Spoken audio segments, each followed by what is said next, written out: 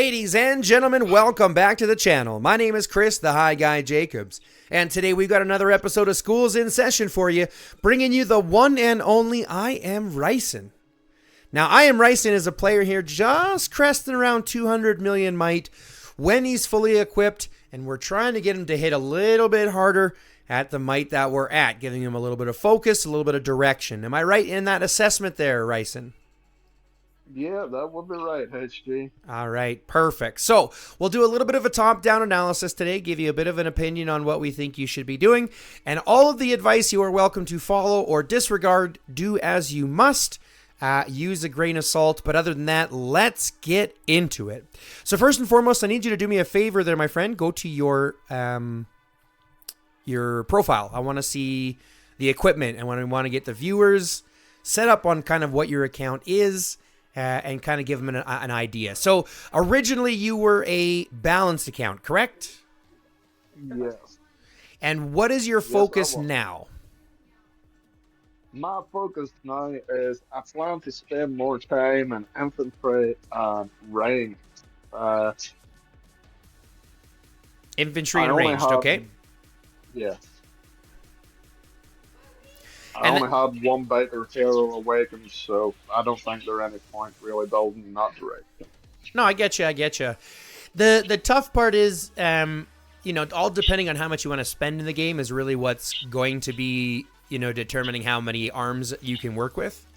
So working on two, just understand it's totally acceptable. It's just going to obviously be more expensive, and you'll have to focus on both parts at the same time. More arms, more beasts, more everything, right? Yeah, I understand that. And unfortunately, this game compounds those issues very, very quickly once we start looking at beasts, which we'll address a little bit later in the video. So first and foremost, now that we see your equipment, we see a nice balance sit around it. So we have some flexibility to kind of choose just from the basis here. Let's next look at our squads. So click on your squad so we can see what you're working with. So 1.4 million infantry, 600,000 riders, and 1.1 million ranged. Good and decent numbers for field fighting, especially if you're looking at infantry and ranged. And then leaving riders to run garrisons and rallies is totally acceptable. The only suggestion I have is, how come so many cars? So the cars was for GW. Especially where we can have our 4 res centers, just so I have, I can put them in for a longer time. Sure. But let me ask you a question. Have you done the calculations on how many actual cars you need to run full maps? Yes, I have. So let's take a look at something. Let's take a look at something. Go back here and find the Alliance resource node, because I believe we should have an oil one, right?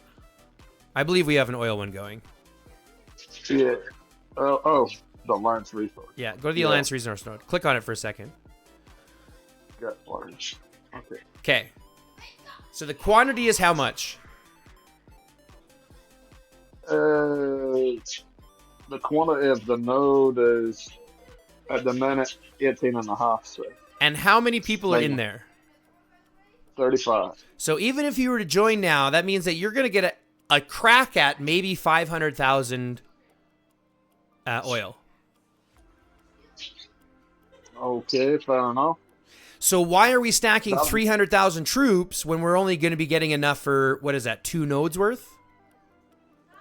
You see what I'm saying? Yes. So even if we look at sending one march to each one, we have to do a couple of quick calculations. One of those is understanding that sending a full march does nothing. Sending 100,000 troops does nothing. You're going to gather more on food than you will on oil, just because food and oil provide more, right? You gather those ones faster. Yep. Right? So there's a huge calculation that even with 200,000 troops, 300,000 troops, 250,000 troops is enough to be able to gather those ones at a fair chunk based on everybody gathering them. This is my biggest thing. Even with the Alliance resource centers for Genesis War, we get one of each. So yeah, we kind of get to farm in there. But I'm going to be honest with you. I don't sit in the region and I go back to region and farm. I only go to the Genesis War thing to fight. Because the Alliance nodes don't provide the 30% gathering speed boost, and they don't provide the bonus resources to alliances. So I never farm in the Alliance nodes, almost ever. Right. You see what I'm saying? Yeah, I didn't realize that didn't give you the 30% bonus speed. Yeah, you don't. The Alliance nodes do not provide the 30% gathering speed boost, so you don't get that, and you're not transferring any of those bonus resources into Alliance resources. So the only benefit, the only benefit that the Alliance nodes provide is a safe place that you can't be raided. But there's no other benefit to it. And I always look at it as like the resource node, if you have a choice, even if you're not going to be online, I mean, you've got auto farmers, right? Yes, I do. So if you have auto farmers, you're not going to be using the Alliance resource node anyways. And the more auto farmers you have, you're never going to use the Alliance resource nodes. Now, granted, you're only talking about 400,000 tier 1 troops, which is only 400,000 might overall. So it's not even a big conversation. The only reason I suggest this, and the only reason I suggest cutting down to that you have one march, is so that you can safely deploy that march if you end up getting stuck in a rally. Like if you end up getting pinned down in GW, for example, right? And you end up with battle fever and you're getting rallied. The first troops that are going to go to your hospital are your cars, right? So we want to kind of avoid that as much as possible. So you can send a rally on a hive mind for 5 hours or whatever it is, 4 hours, right? And those cars, even though they're not going to go on the march, are not going to be considered in your shelter. So they don't consider getting attacked. Okay, I understand. Right, so there's a benefit there to having one size of march, but that's again your own mentality. So, if your biggest concern, then you said that you only have one lineup for riders, so that's really not what you're going for. You want to kind of look towards what you're doing in the field. Let's look at how we can equip those marches in the field. So let's go to our heroes and let's talk about heroes real quick. Okay. So for your heroes, how do you normally set up your lines? What do you normally run with? So, let me show you because I've got it saved.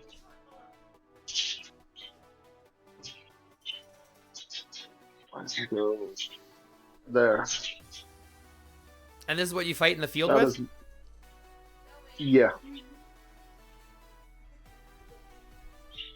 That's my normal squad.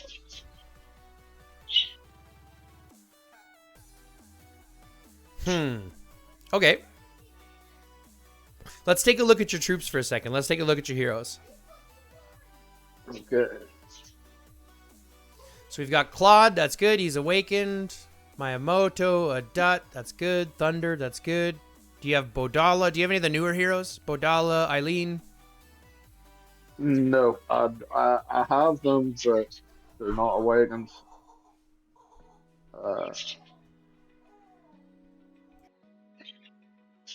I have them up to 60.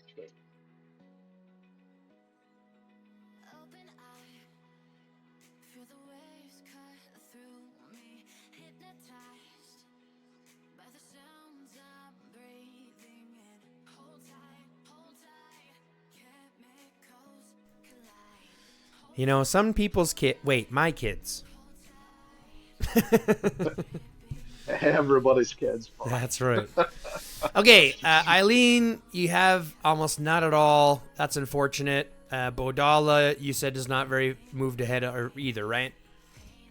No, okay. I don't have any of the newer ones awakened. Okay. The one I will be or plan to work on. If I can find him here.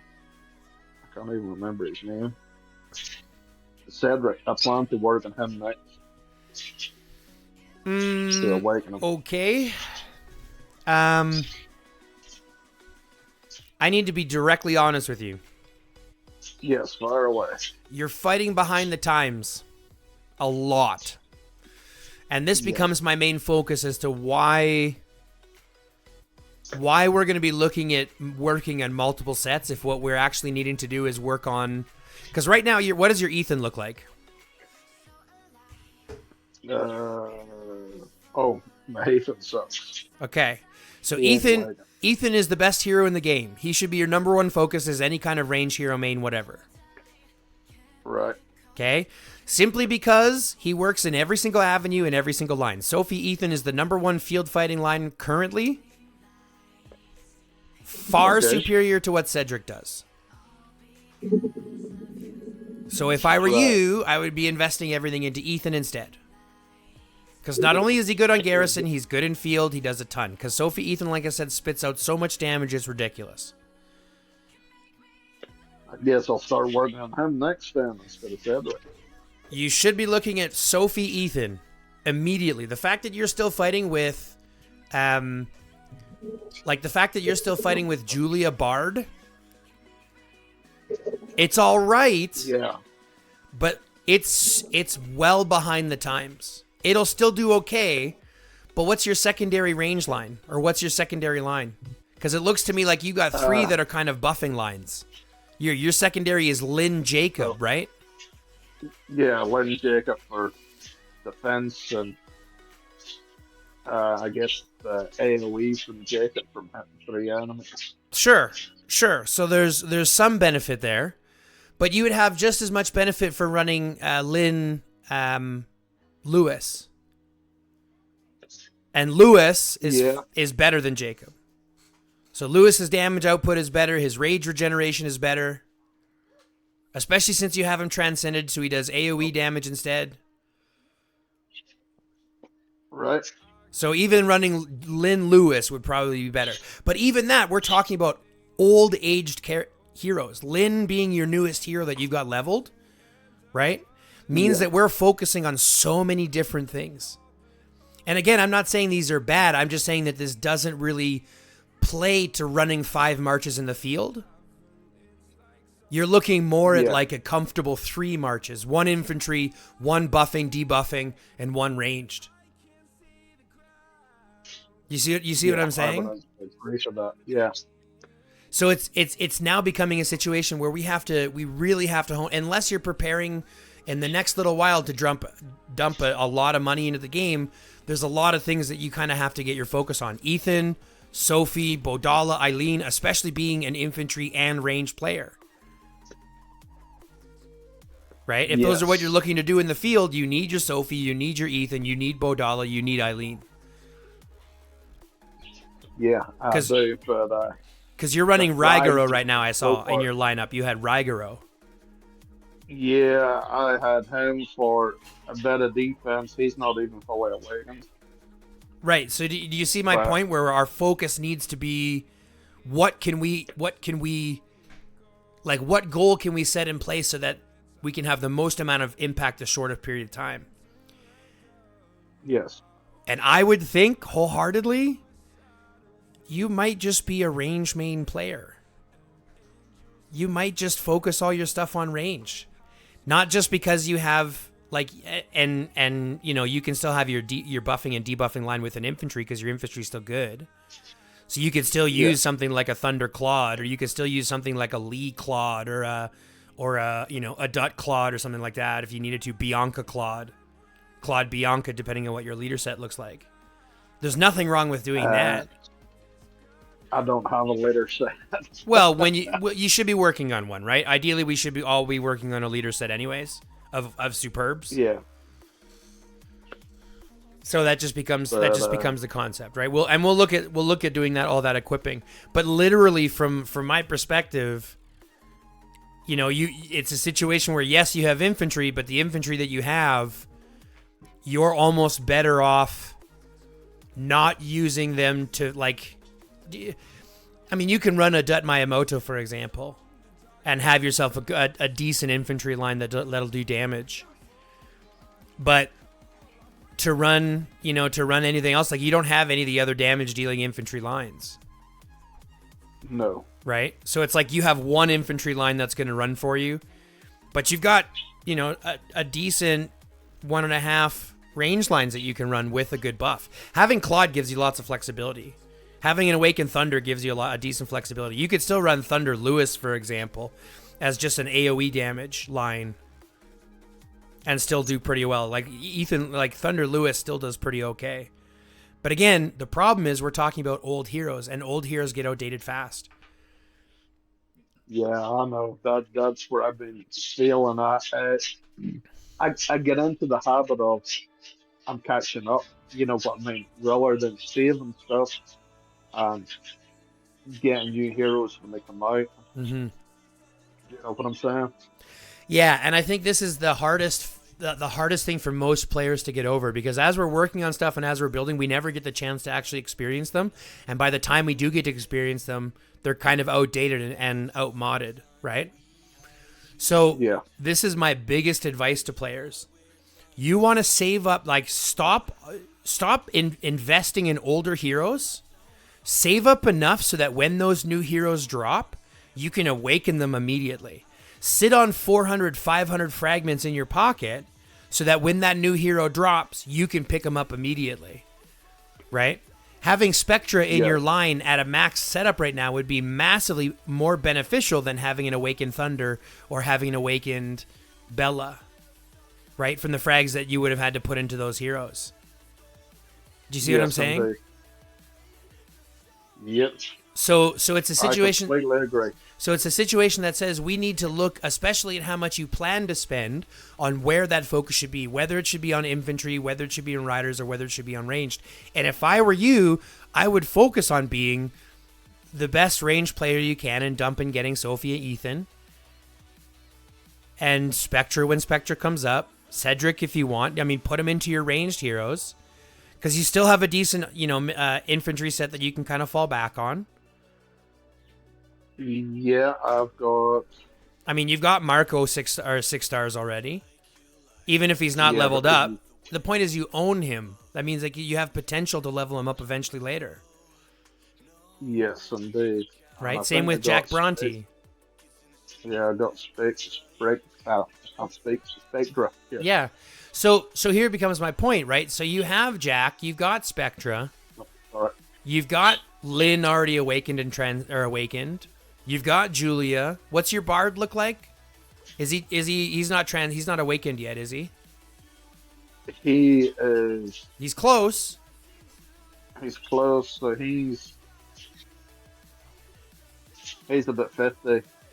Frag's a bit away from being awakened. Right.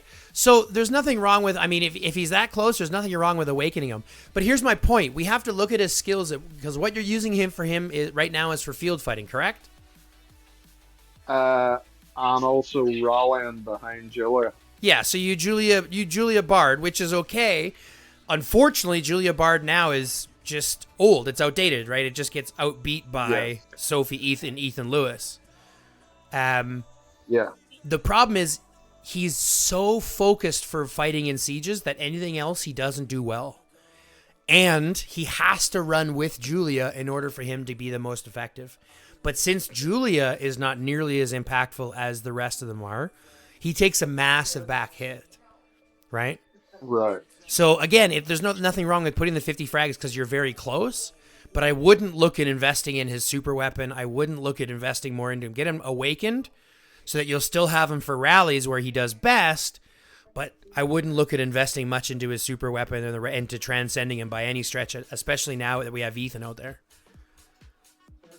Yeah, I didn't plan to transcend his weapon because, quite frankly, you got to throw. My personal opinion is you got to throw a lot of money to get all that. Or time. Or you're for a long time. Yep. Yeah. Or time. 100%. Just the way AGG has been going, I really don't want to spend a lot of money. Yeah, do your thing. I love you. Okay, yeah, don't get me wrong. Transcending stuff is expensive. Yeah. But the problem is it also makes them super valuable. Like, I look at Ethan, for example, and his transcending is kind of disgusting how good he makes him. And I know I talk a lot about Ethan, but he literally is the best character in the game right now, arguably. So it's one of those situations where super weapons are super valuable, but you just have to know where to spend them. Now, you already have one of his levels transcended. I think if you would have a lot more benefit, even using him in the field with one skill transcended. So I would finish Ethan ASAP and then some. Yeah, then I'll start working on him next. I Yeah. didn't realize he was the best in the game. Yeah, I didn't think So, so. I didn't think so either. I knew when he came out he was going to be good because his stats are sick. They're really ridiculous for ranged. But I didn't think that he would be as good as he is in the fact that he flexes so far into everything. He is an infantry garrison pick. He is a ranged garrison pick. He is a rider garrison pick. He is a ranged rally pick. He pretty much does everything you could ask a hero to do. And he does it really, really well. So, in my opinion, he's arguably the best hero in the game. And I think everybody needs to have Ethan awakened and transcended. Even though I'm an infantry main, I have to focus on him too now. Just give me a second. I'm going to mute here real quick while my wife dies. Okay, no worries. She's having a little dabby poo, and I know that she coughs like a 12-year-old.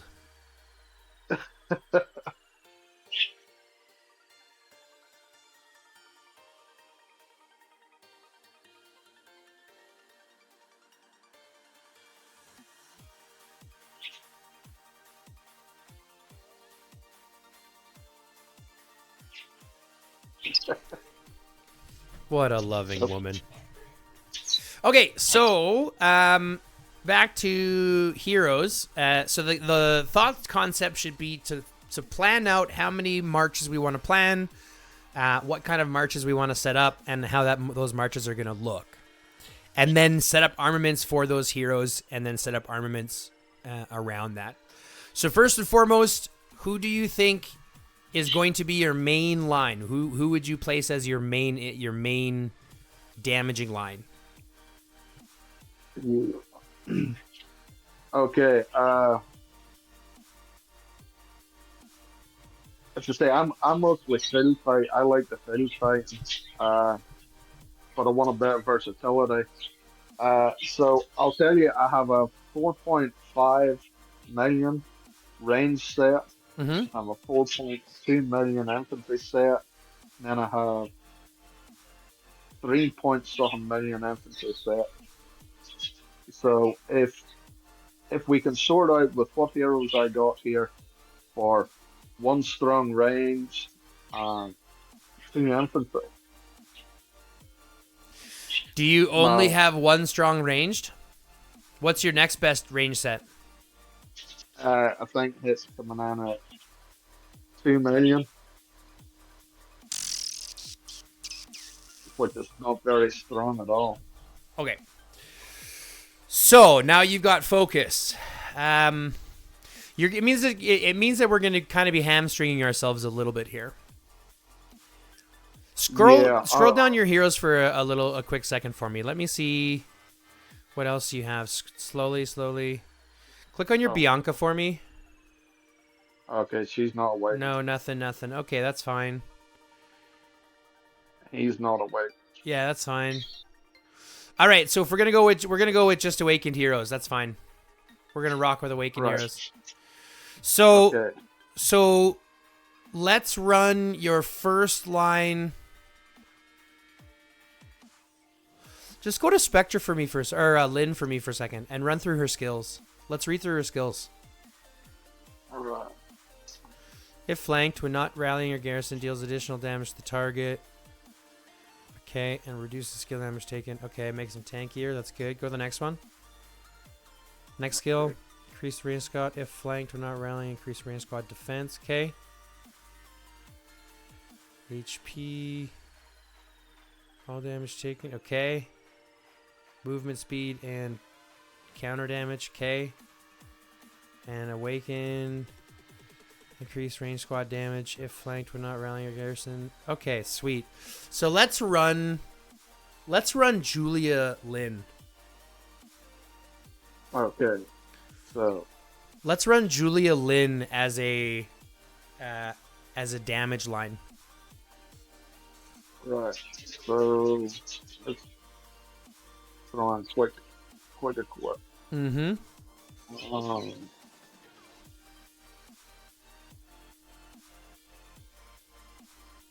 That's an infantry squad one. Yeah, that's the infantry squad.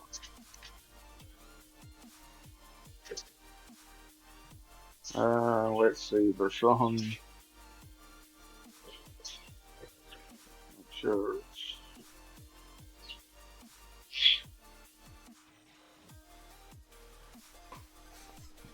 So yeah, she's 4.5. Okay.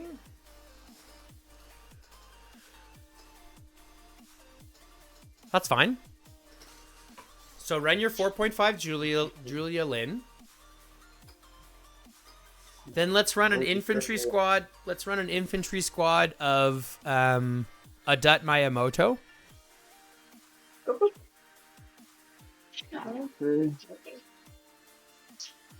Go back.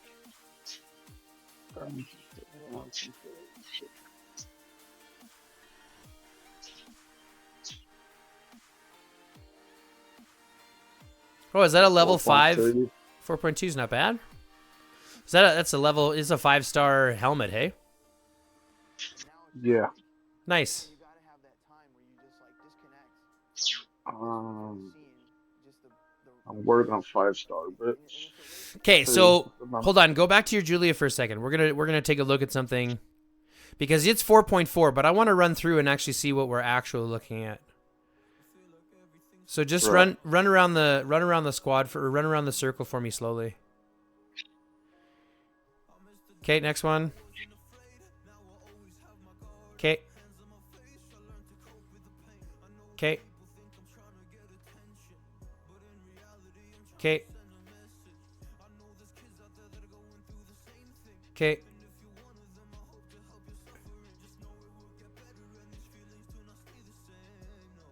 Nice squad damage reduction. That's really good.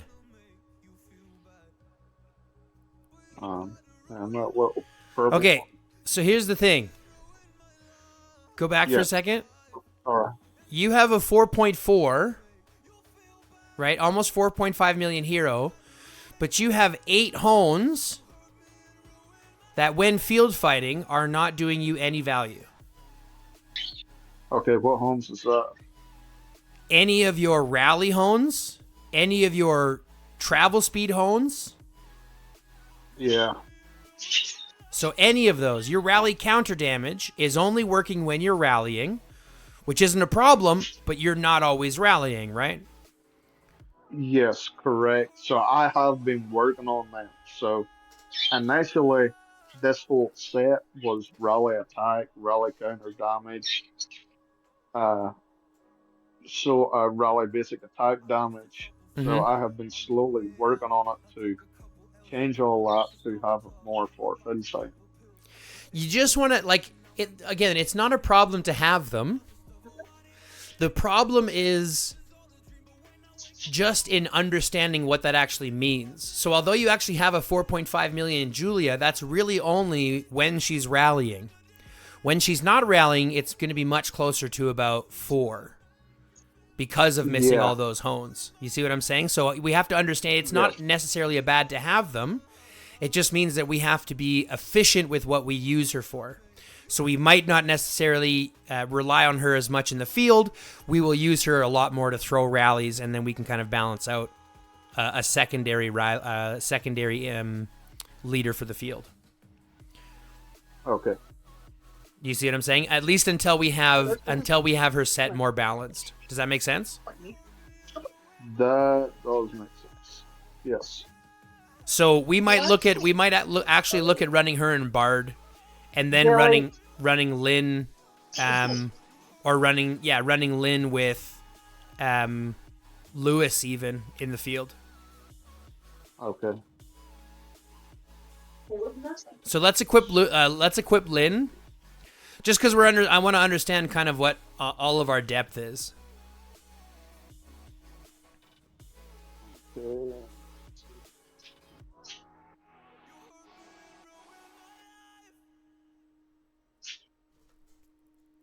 I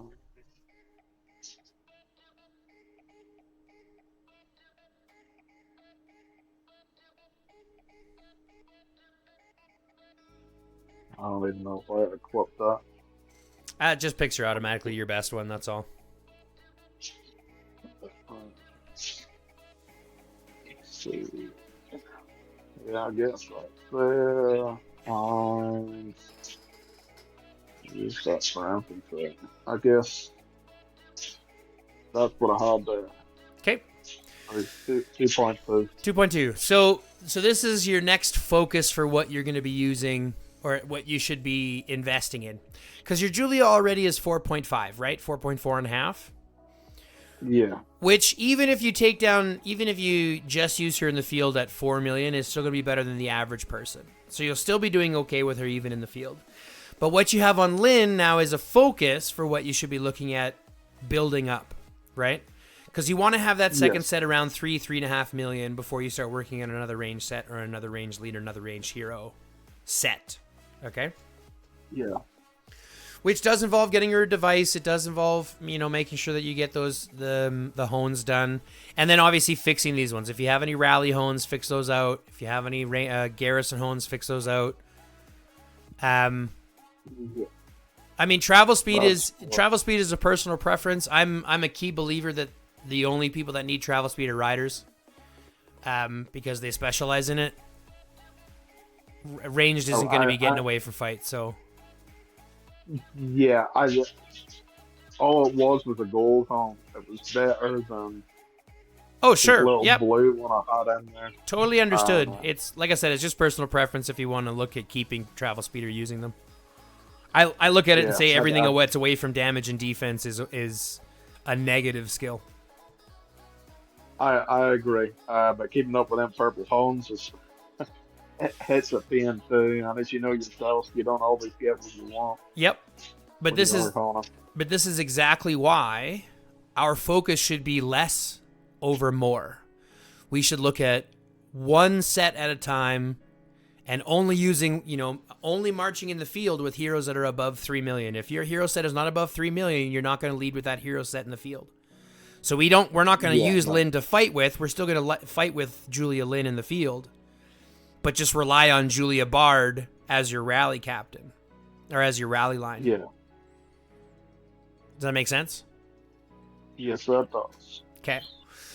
So if this is what we're looking like for our ranged, let's go to our infantry, and we want to equip a Dut, which we have. Let's take a look at her set, and let's take a look at what her actual set is. Okay, so that's fine. Just got to get that rare hone in there. Yeah. So 1 rally, 2 rally, nothing. 3 rally. Right.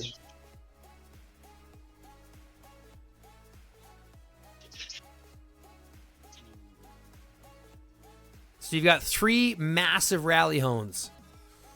So that's going to drop your 4 million a Dut. Was it 4.2? 4.2, yeah. So that with those 3 major rally hones, that's going to drop it down to about a 3.5 million. Yeah. 4.2. You'll probably lose. It's probably more closer to a 3.8, 3.7. Right? Because those are big, massive hones. Those 3 red rally hones. Because let's be honest, you don't rally with infantry very often, do you? No, I do not. So the only time those will ever be in effect is when we're rallying. So we have to get rid of those. Even though they're red, they're doing you no benefit. Even having a blue hone in those positions would be better than having those reds. Okay, let's see. I got a couple of... Don't use them yet. Remember, there's a very specific time to use them, okay? There's a very specific time to use them and save them. So don't use them, especially now with... And don't get me wrong, this is just me min-maxing, but because they even came up with the arms race, I only suggest using the regular hones, the blue hones, during the arms race. Get your extra free rewards. Because there's a honing time every single day for arms race. You might as well get your free rewards. But that just gives you some focus. Get rid of those rally ones. Turn her into an actual 4.2, and you'll have a better benefit, right? Yeah. And so if you run her and or her and Miyamoto, for example, then you can run a secondary line looking like something like Thunder Claude. Right. Right? So if we equip Thunder and you run Thunder Claude, right? That's going to give you a range line, an infantry line, and a buffing line, your defensive buffing line. And all you have to do, again, in this situation, get rid of your rallies, right? Focus on your attack, defense, lethality, and block.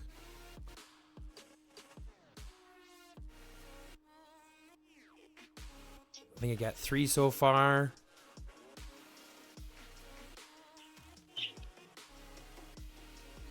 Yeah, I think you're still looking at only 3 or 4. Of course, such good stuff.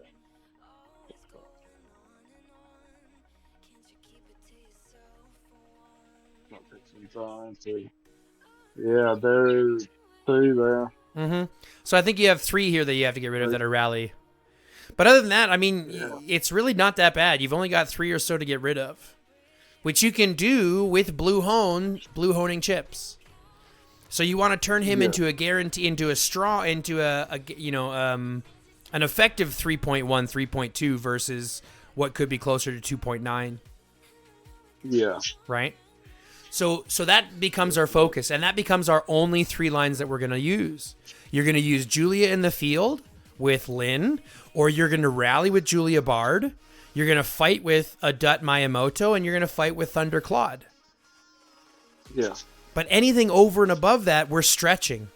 And because we haven't even touched beasts, and the top sets that we have are 3.1. You see what I'm saying? So, yes. I am going to get rid of that so I can rebuild it. I am also going to get rid of... We're going to do beasts before you end up saving lines so that we can save beasts to the appropriate ones as well. I'm just deleting the lines so that when we get to that point... Oh, for sure. I'm just letting you know that we'll do all of that squad stuff after. You've already done your farming lines, right? We don't have to touch those? Yeah. No, the farming lines are done. Okay. So when it comes to farming armaments, have you already gone through and equipped the proper ones and things like that before we took them off? Yes, I have. So let's see, quick equip. Here, I'll give you. It's not always going to be beneficial to quick equip, especially when we're talking about these ones. Let's see. Yeah. So.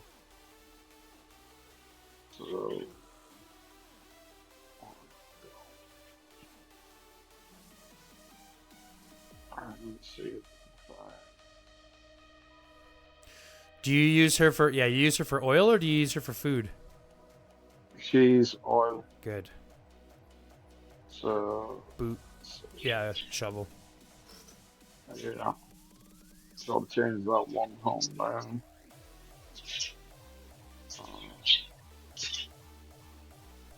Strength. So.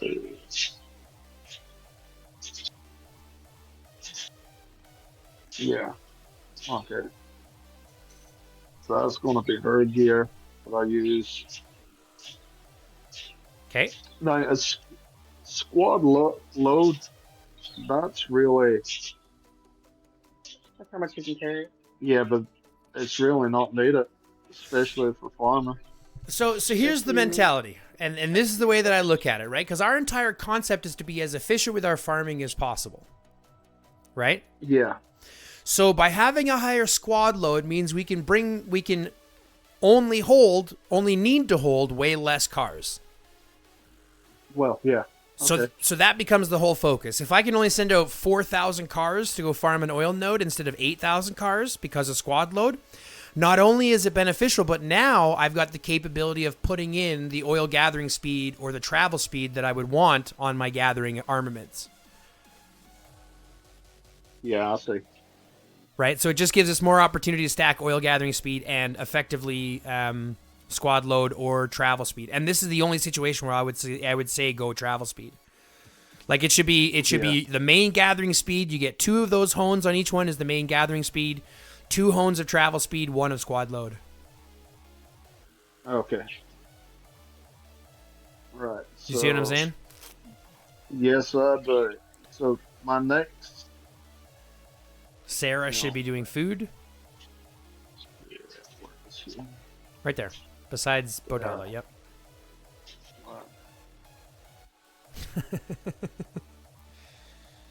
Yeah, I know. I did it again. It's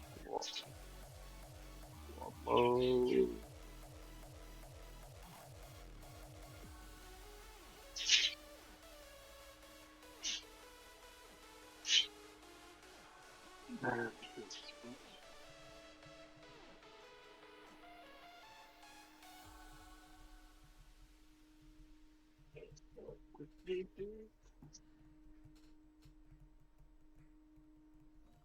can't even remember what one the other one.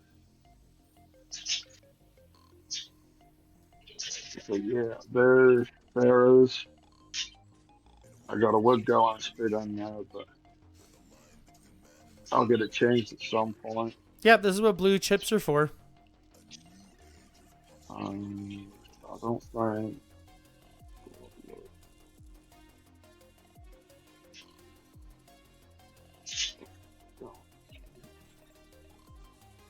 I think I have britches on her, but You don't need them. Man. We want to be efficient with the armament troops that we want to put on them, right? Only specific to what they're farming. Because we can stack them with eventually stack every leading hero, like every gathering hero with all of the gathering armaments. But that's a lot to focus on. So right now, all we want to focus on is what they do the best. Food does food, oil does oil, steel does steel, wood does wood, and then 1 does everything. Okay. There you go. Like, here's a prime example. You have one that is, if you look at the pants, for example. Yeah. Let me see. Yeah. I would take the pants off them. I would also take the boots off them. Okay, fair enough. Because they're going to go on your 5th guy.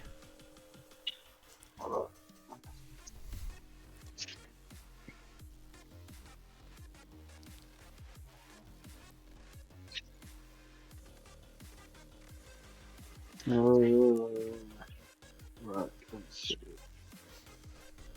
That is odd. That's not the right one. That's the one we're going to steady going. A little bit of steel on there. Yep, that's good. Alright, man, we got wood.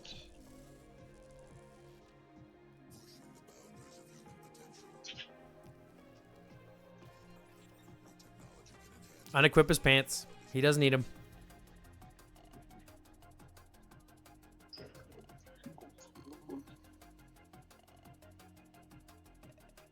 What's up, guys? Hey, Chadwick, what's up, homie? What's up, Chad? How y'all doing? Good. We're just doing a schools in session for blue. Oh, I'm sorry, I interrupted then. No, it's all good, No, homie. you're good, Chad. You're all good, homie. No, you're recording, right? Yeah, but that's fine. No, let me get out of the way then. All right, man. We'll talk soon. Let me know when you guys are done. Yeah, sounds good. All right. Let's see. So we got 1, 2, 3, 4. I don't see a 8, 9. Go to the old guy in green. Green old man. Green old scientist. No, this guy I have mobile stuff on because I use him for Galler and Everything? Yeah, that's right. everything. Yeah. Right. So go to his pants. Level up his fucking pants. Yeah, okay. I mean, you only need. Here's the thing: you only need them on 2. You only need pants on 2 people. The one doing oil, and the one doing everything. Once those are all fully leveled up to 5, then you can start fucking around with doing the rest of it. But until that point, right, we only need to focus on the basic bare minimum of what they're going to do. So he wants to have a little bit of everything. So you put everything on him. Everybody else is specific, so only put the specific ones on them. Okay, and that's my... So show me your farming lines, just so I can make sure you got them all set up properly.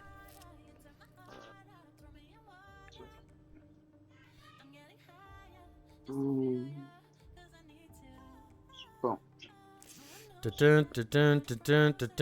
Perfect. Yep, good. There we go. Perfect. Okay, so now that we've gone through heroes and we've gone through armaments, I do want you to go to your heroes, for example. Go to your Claude.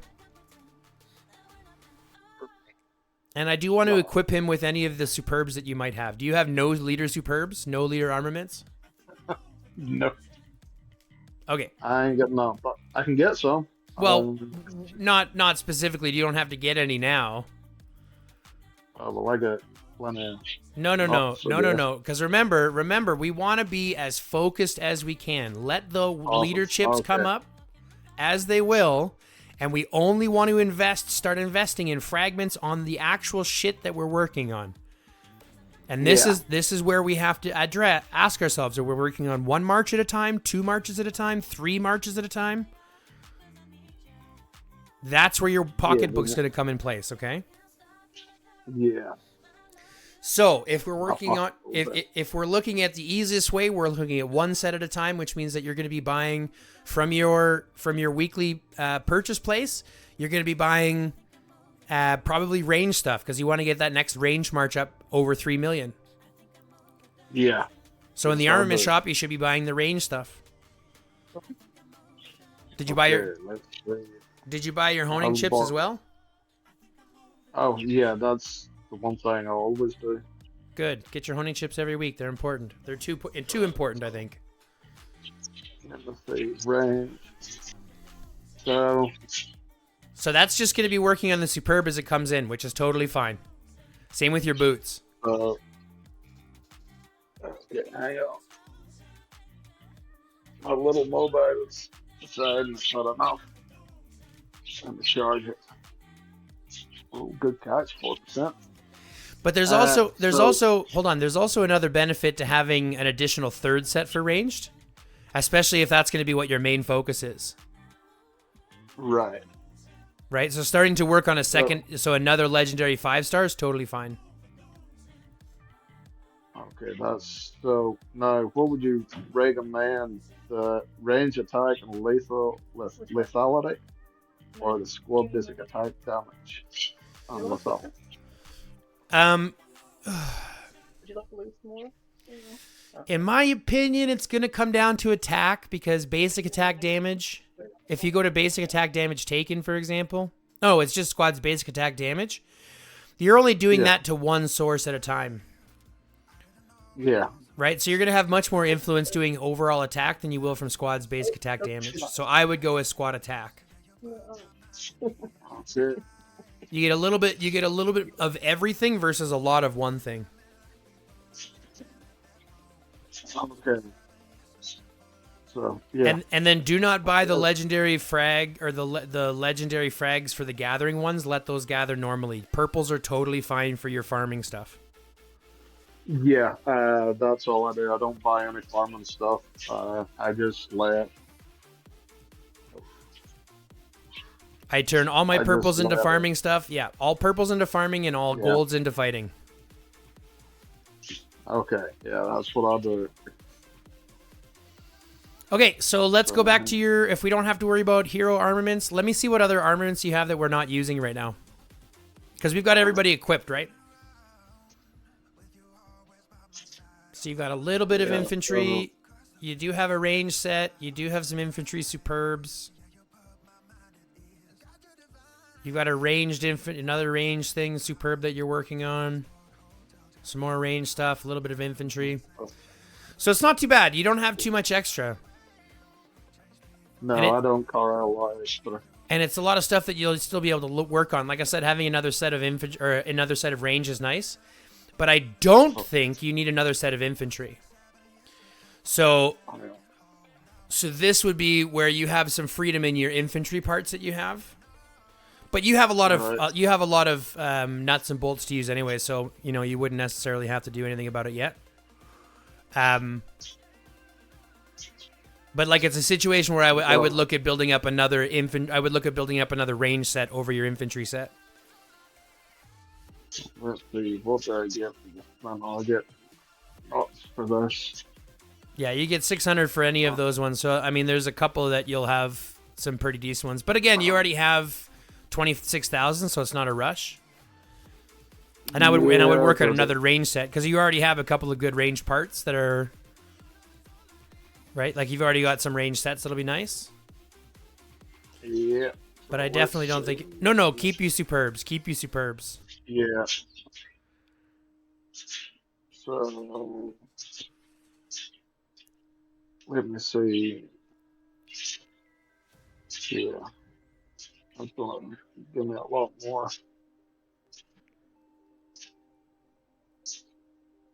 And some hones back too, which is good. Because we Yep. want every hone that we can.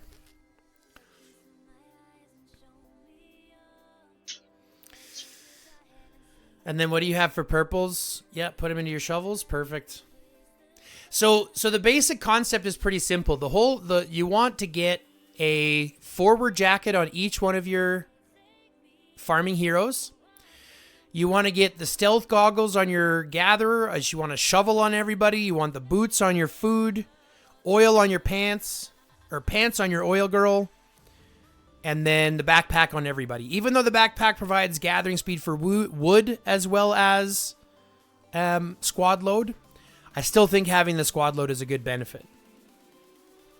Okay. Because the least cars you can carry, the better.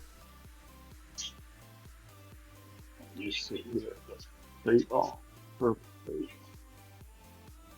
Old man grumpy. Oh man. Old man grumpy. Old man psycho. Andrew Morrison.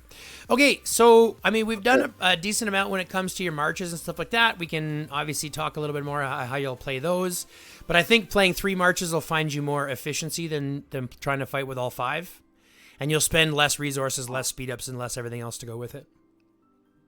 Oh, that's my thing. There we go. Right. So. Well, we're gonna do beasts before we do creating squads. Okay. Well, I was just going to build the foundation, and then the basics could have been out of hand. But yeah, okay. You'll have to come back and do it anyway, so you might as well just wait until we do beasts.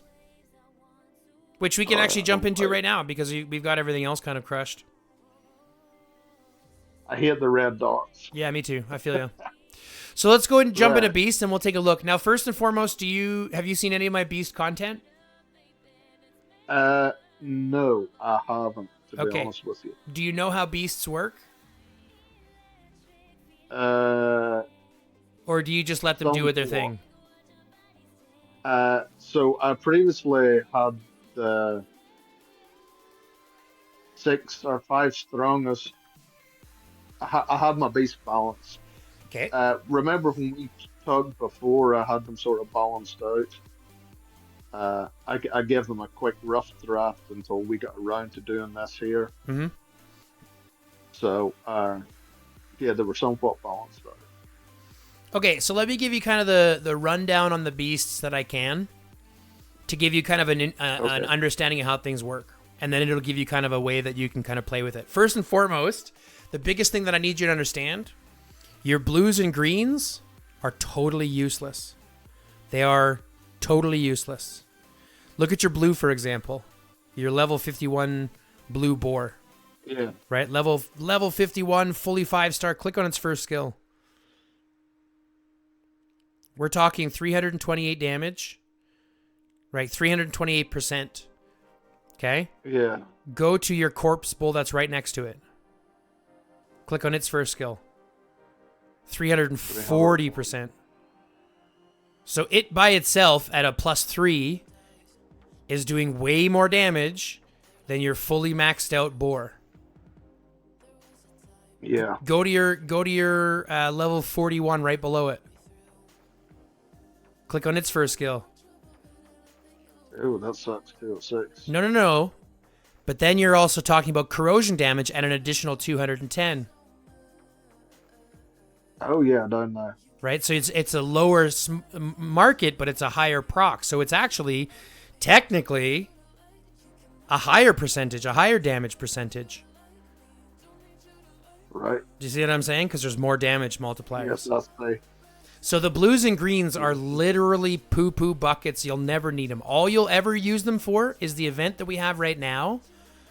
The back out to the main screen for a second. I keep forgetting what the heck this event is called, and I figured I would never forget it again, but I am. Biohazard Frenzy. The only thing you need blues and greens for is Biohazard Frenzy. But here's the thing. Yeah, that's why I got all these. Okay, well, we're going to look at getting rid of a whole bunch of them, too. The thing is, the game is going to look at your top 10 strongest beasts. And if one of those beasts is your blue or green beasts, which you're not going to use, it's inflating your might for no reason. And you're not getting value out of it. Okay? That I didn't know. Right. So the game only looks at your top 10 to inflate your might and rating and stuff like that. Okay. So that's why we really only care about your top 10. So let's scroll down and look at what your top 10 is. Currently, we're at 1, 2, 3, 4, 5, 6, 7, 8. Here's a prime example where your boar is in your top 10. Yeah. Outside of your Kieran and your other one. Now, I'm not saying that your Kieran and your other one will do better at level 0, but just look at their skills and see what the damage looks like. 340. It's already doing more damage than your blue beast. So does it make sense to have the blue beast almost at all? No, it don't. Exactly. So take that blue beast and let's unlock it. Now, no, we're not going to release it yet. Let's just unlock it. Okay, so let me try. No. Click the minus button. There's a little lock button to the bottom right. Oh shit! So look at that. So we're gonna unlock him because screw him, we don't need him. But let's scroll down to your other beasts, and let's save one copy of every beast that we don't have yet. Save one copy. So just lock one of every one that we don't have a copy for.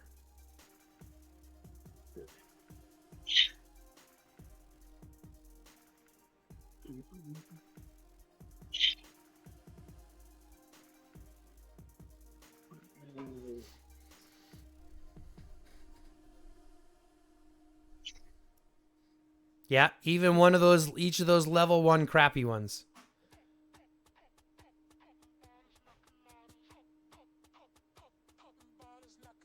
I think you missed with the green one, yeah. Oh, the green one. Yeah. So let's go up. Let's go up, and let's make sure. So you got one too many green. Or one, yeah. We can lock that guy. You're still missing a blue one. Do you have the other blue one, the fire blue one? No, I don't. Okay, so as soon as you get a fire blue one or a fire blue one, you'll save it. Yeah. Okay. So save that guy for now. You've dumped everything into him. Save that guy for now. I don't want that because I got him up here. Okay, you've already got a full one there. Same with the bull. Okay. Yeah, I think I got one of each there. Perfect. Oh, yes, this is clutch. So now all the extra ones you can get rid of. Okay. Hold on. Your pangolin, is your pangolin not fully done up yet? Yeah. Purple plants. Oh. No, so then dump your other ones into your purple pangolin. Your purple pangolin is only level 1. It's the one copy they have there, so dump it into it. You might as well, because the purples you'll be able to use anyways. Right, okay.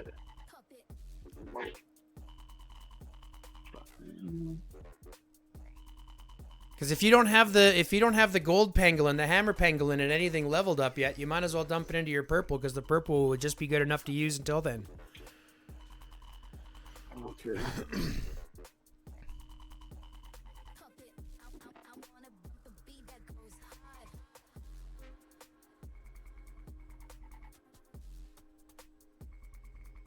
we go. Now those ones you can all get rid of. Fine. Now those ones you can all get rid of.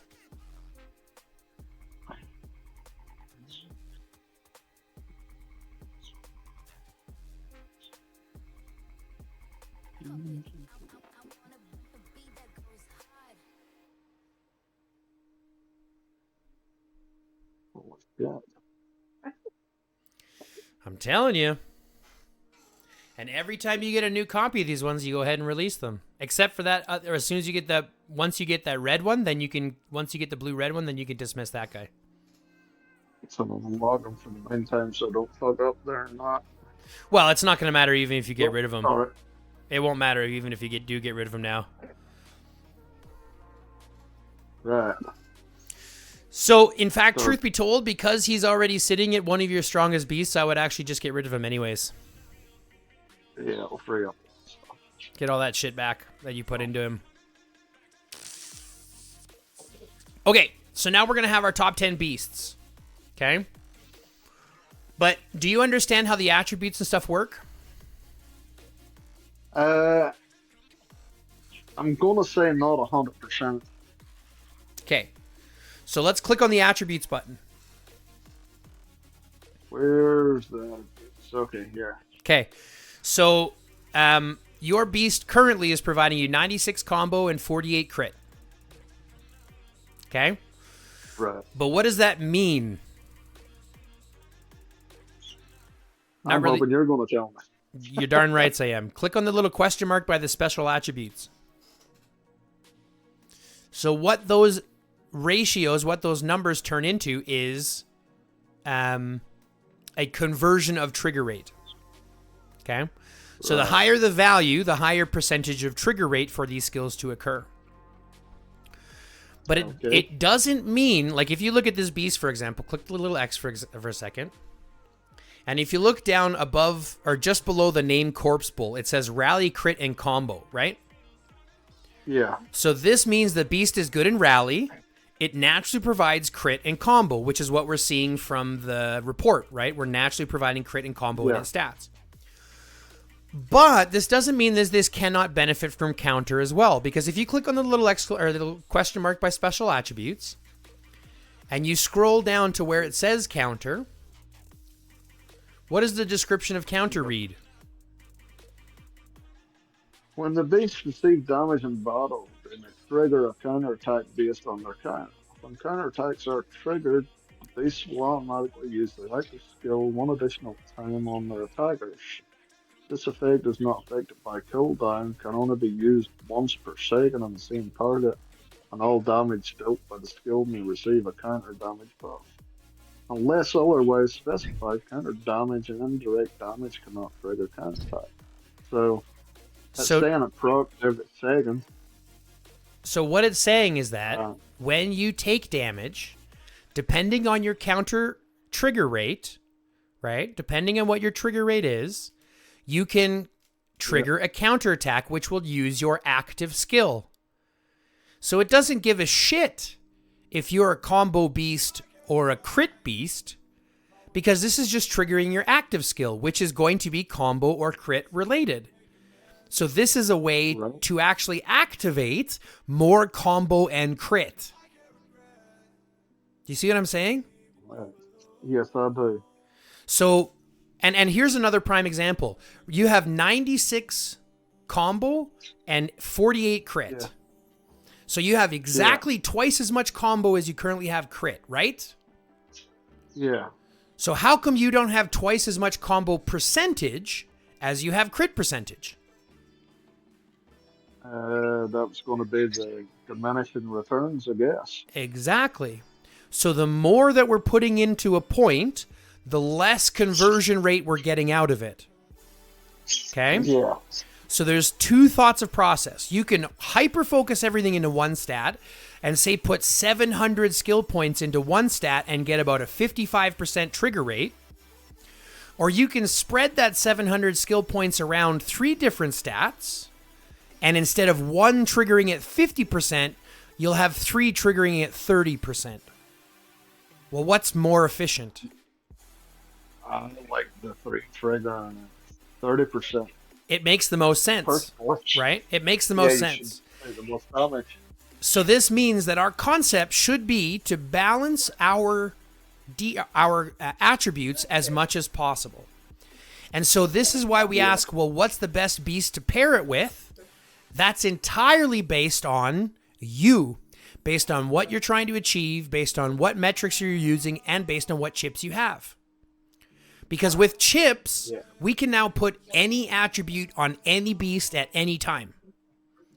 Because each chip has 3 different types: a combo, a counter, and a crit chip. So I can put combo on water, I can put counter on water, and I can put crit on water. I can put combo, counter, and crit on fire. I can put combo, counter, and crit on grass and on physical based on every set that I want. Yeah. Okay, so here's where you ask yourself. So back out here a question. And I want to see, go to your level up of the beast. I want to see how far you've gone on its potential and its pristine life. So it's levels 100. Okay, so potential is at max level, but you still have pristine life to go. Yeah. Pristine life is your biggest, most important aspect to a beast's growth, because that's what's going to add. So here's the thing. Your potential is going to influence your attack, defense, and HP, whereas your pristine life is going to affect its actual attributes. Things like combo damage, crit damage. Go to the next bubble. Combo and crit. No, to the next bubble up. Combo and crit. Go to the last bubble at the top. Combo and crit. So just by leveling this beast up naturally, we can stack a decent amount of combo and a decent amount of crit. But that's the investment, that you have to get pristine life, right? Yes. And this becomes the biggest question, because remember how I said that this game it compounds payments? Yeah. Because every line that you fight within the field needs to have 2 beasts, and each beast needs to have 6 chips. So if you thought pristine life on 1 beast was expensive, now you have to do, for every line, pristine life on 2 beasts plus 12 chips on every line. So now, let me ask you this. Yeah. So the beasts later on the support count, I'm only saying this because when you come to squads and you have your leader and assistant, your armaments only count on your leader. Right. So the question is, do you have to have cheap chips on your co-beast? Yes. Yes, you do.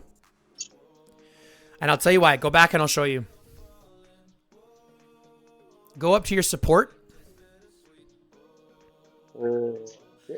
And click on any one. So currently you're getting what's called inheritance at 50% based on your development, right? Right.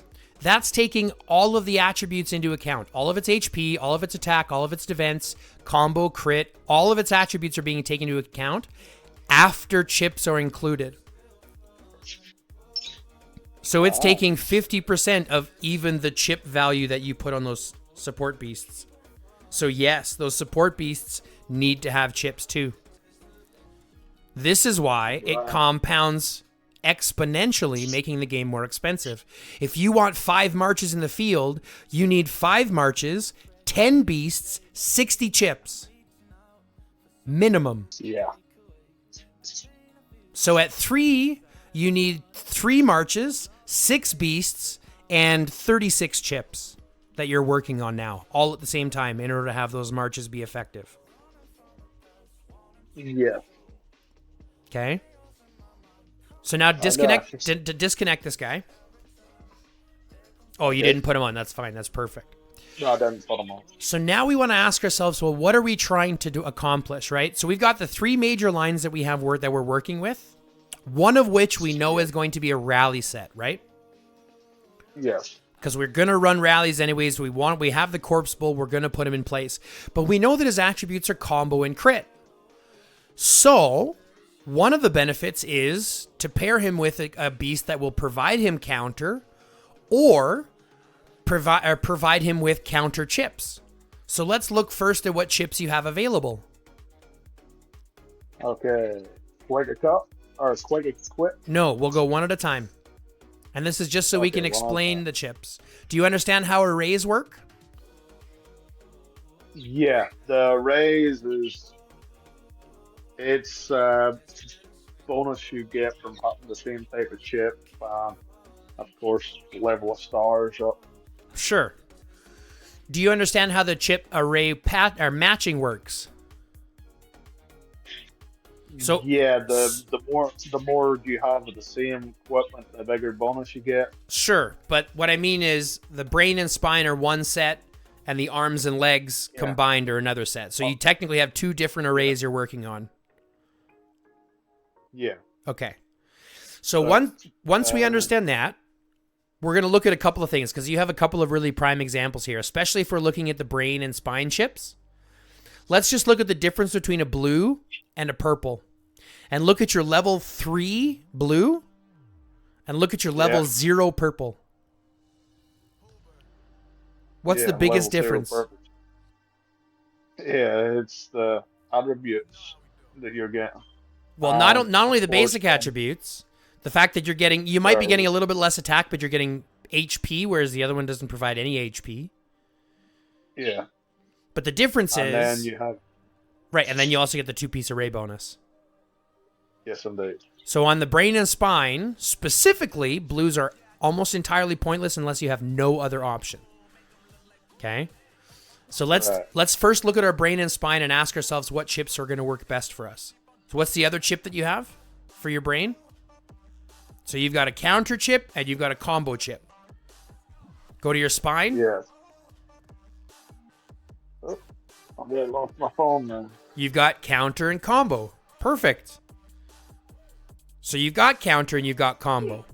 So now you can choose. What do you want to add counter to your beast to add more of the stat to make him counter more? Or do you want to get that counter from pairing him with a counter beast? Sorry.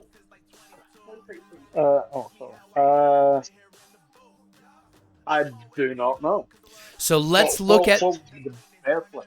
Pardon? What would be the best one? It's entirely up to you. Chips are going to be easier if you've got the combo or the counter chips. You can stack it a lot faster that way. But again, it's also depending on who you pair them with. Because if you look at your Gaia deer, for example, or your spore deer provides counter, right? Once you level it up with pristine life. Right. Or if you want to put counter chips on her and pair it up that way and get the 50%. So this is where the freedom comes in, that flexibility. Right. So which beasts have you put pristine life into? Yes, that's what I was going through. I think I put some in for this guy. Okay.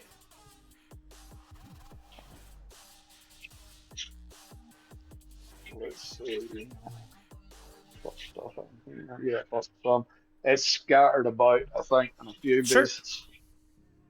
So that's fine. So let's use those ones as our main focus.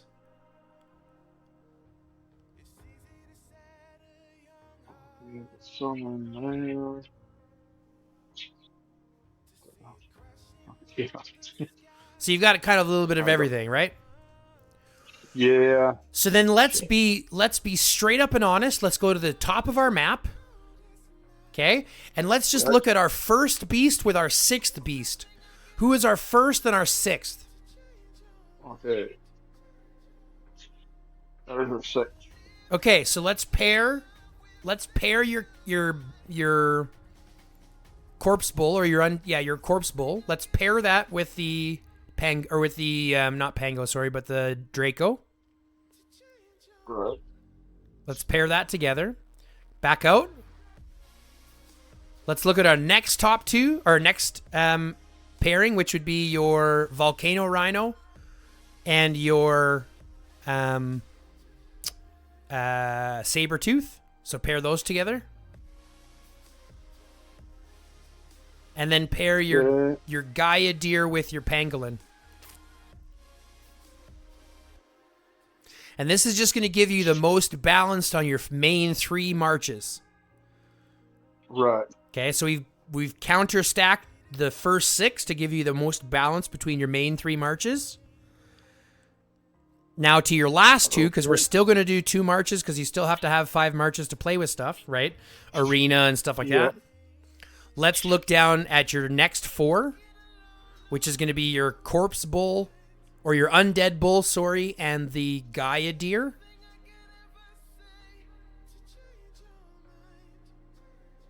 And then you're going to go with the 2 crabs together.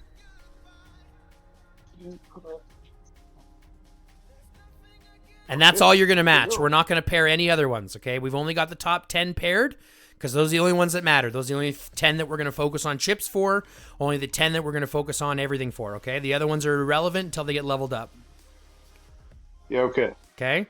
So now that we have our pairing, let's look at our attributes and decide where we want to get those influence from. So, he's paired with who? Who's his support beast? He's paired with... Let's look at his chips first and see if we can put counter on his chips. On the bull or the Draco. Let's see if we can get points on his from counter first. Do you have the counter chips needed for this one? Which is the sword that going the other way. Yeah, that's the one. Counter. So match match your counter pieces. And then check out your arms and legs.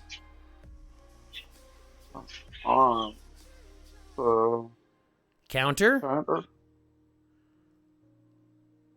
You don't have the counter chip there. You don't have the yeah, you do have the counter chip there. Other leg? You do have the counter chip. But here's what, hold on. Yeah, put that one. There you go. Let's take advantage of 2 different arrays until we get the other combo chip, or until we get the other counter chip. Yeah. So, let's head by go. Nope. Where am I going? And now look at your attributes. No, look at the actual attributes themselves. Okay. Okay, so now we've stacked a little bit of crit, and we're increasing that counter by a little bit. And once we get the rest of those counter chips on, we can add more counter that way as well. You see how we're starting to influence these numbers a little bit? Yes. So now let's look at his chips and see what we can put on for him to give us the most impact. Remember, he's going to naturally provide himself with combo and crit as we level him up, right? Gonna have more counter. Look at that. Looks like your counter chips are looking pretty good for this one. No. No. Let's not get hasty. Combo. Crit counter.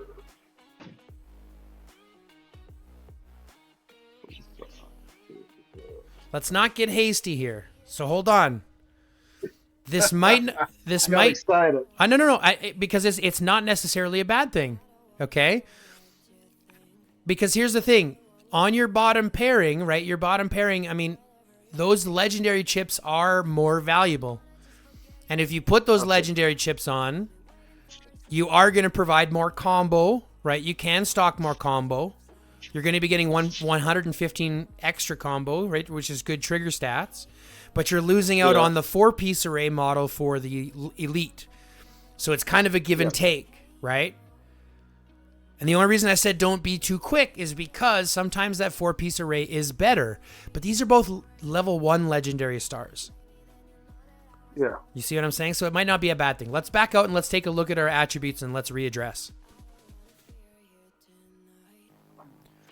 So here, we've got a really good balance. You're naturally going to provide more combo and crit as you need it, right? But look at your attributes now. Across your trigger rates, 30%, 26%, and 17%. It's not actually too bad. Granted, we prefer more crit. We'll get more crit, but even if you look through his abilities, go through his abilities quickly. No, the actual his skilled abilities, right? And combo for this attack goes up, so he can increase his combo when a rally, when he actually hits his multiplier, and combo goes up. So go to his next one. He's providing combo. If this was triggered by a combo, increase the skill multiplier by the attack. So he's benefiting off combo. So having extra combo is not a bad thing. When triggering a combo, active skill damage increases by 15%. So it's okay to stack combo. When in a rally, combo and crit go up. So your crit's actually going to go up to 150, and your combo is going to go up to 280 just by being in a rally. Right? So having that balance is pretty okay. And then knowing that you'll add more combo and crit as you finish leveling him up. Yeah. You see what I'm saying? Yes, this is the whole beast is starting to make more sense now. The problem is it's very convoluted because there is no who's best anymore. Okay? It's not who pairs best with who, because the truth is it all depends on what chips you have. Chips provide so much variety in the beast-like thing because Pristine Life is so hard to get. So chips will always be the easiest way to add stats. Okay? Yeah. But this also means you only need to work on one of each chip type. So if you go to your chips for him, for example, let's look at the brain chip. You have one of each type. Or on the spine. Go to the spine, sorry. Oh, go to the left arm. There, you have one of each type. You see that? Yeah. You've got combo, you've got counter, and you've got crit.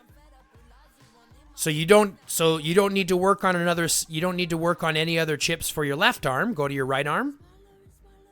You've got one of each, so you don't have to work on, you're working on each individual one there. Go to your brain and spine.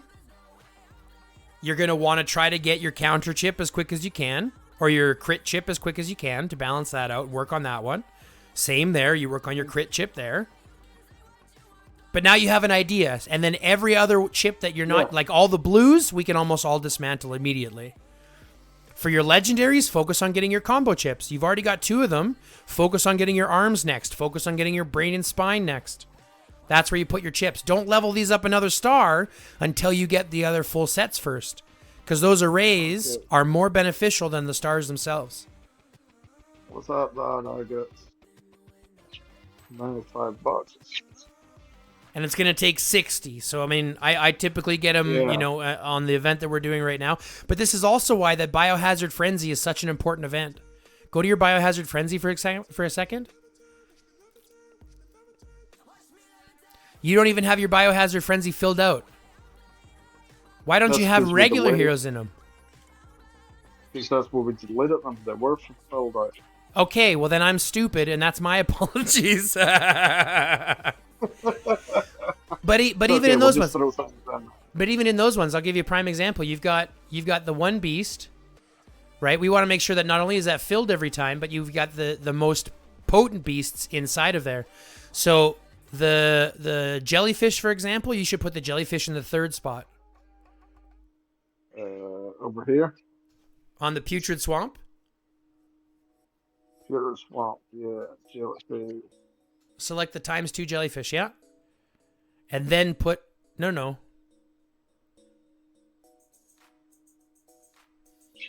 Okay, do it that way. And then click on the Gaia Deer spot and put in the other one.